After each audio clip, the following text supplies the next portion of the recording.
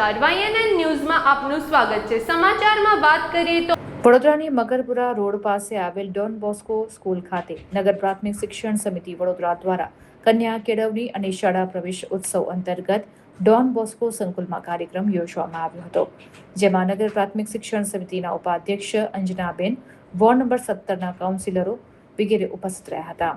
તો સ્કૂલના પ્રિન્સિપાલ સહિત તમામે દીપ પ્રગટાવીને કાર્યક્રમની શરૂઆત કરી મહેમાનોનું સ્વાગત કરવામાં આવ્યું હતું। ત્યારબાદ સ્કૂલના વિદ્યાર્થીઓને સ્પોર્ટ્સમાં જે વિજેતા થયા હોય તે તમામ વિદ્યાર્થીઓને સર્ટિફિકેટ અને મોમેન્ટો આપીને સ્વાગત કરવામાં આવ્યું હતું।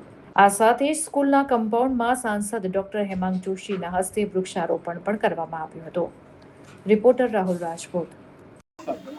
આપણા દેશના યશસ્વી પ્રધાનમંત્રી આદરણીય નરેન્દ્રભાઈ મોદી સાહેબ આજથી 2 દશક પહેલાં જ્યારે મુખ્યમંત્રી હતા ત્યારે એમણે શાળા પ્રવેશોત્સવ અને કન્યા કેળવણીની નીંવ રાખી હતી અને એ સમયે જ્યારે 2 ડિજિટમાં જ્યારે ડ્રોપ આઉટ રેશિયો હતો એ ઘટીને હવે 1% કરતાં પણ ઓછો જ્યારે થઈ ગયો છે ત્યારે આ પ્રવેશોત્સવ અને કન્યા કેળવણીના 2026ના અનુસંધાને આજે મારે ડોન બોસ્કો સ્કૂલ ખાતે આવવાનું થયું છે અને ધોરણ 9 અને ધોરણ 11ના તમામ વિદ્યાર્થીઓને પ્રવેશ અપાવી અને વિકસિત ભારતમાં તેઓ એના વાહક બને એ માટે પ્રેરક ઉદ્બોધન પણ આપ્યું છે।